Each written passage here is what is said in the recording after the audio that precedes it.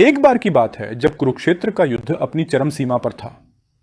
यह वह समय था जब धरती पर धर्म और अधर्म के बीच सबसे बड़ा संग्राम हो रहा था।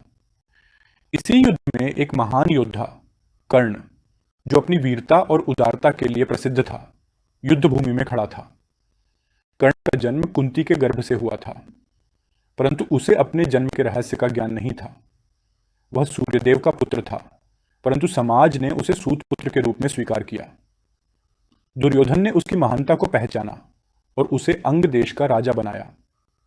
कर्ण ने सदैव अपने मित्र दुर्योधन की वफादारी दिखाई, चाहे वह धर्म के पक्ष में हो या अधर्म के। कर्ण का जीवन संघर्षों से भरा था। वह अपनी शिक्षा प्राप्त करने के लिए परशुराम के शिष्य बने, परंतु जब परशुराम को उसके सूतपुत्र होने का ज्ञान हुआ, उन्होंने उसे श्राप दिया कि युद्ध के समय उसे अपने विद्या का स्मरण नहीं रहेगा।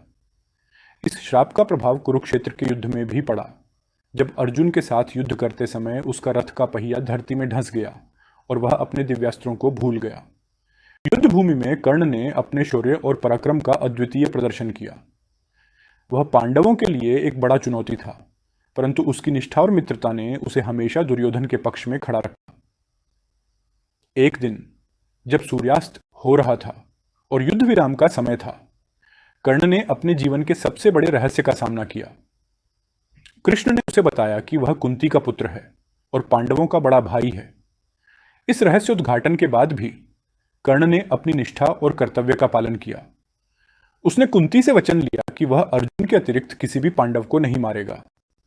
युद्ध के अंतिम दिनों में जब कर्ण और अर्जुन आमने सामने थे, कर्ण ने अपनी प्रतिज्ञा का पालन करते हुए अर्जुन से लड़ाई की। उस युद्ध में कर्ण ने अपने जीवन का बलिदान दिया और अपनी वीरता को अमर कर दिया। कर्ण की कहानी हमें सिखाती है कि वीरता, निष्ठा और कर्तव्य पालन जीवन के महत्वपूर्ण गुण हैं। उसका जीवन संघर्षों से भरा था, परंतु उसने सदैव अपने सिद्धांतों का पालन किया।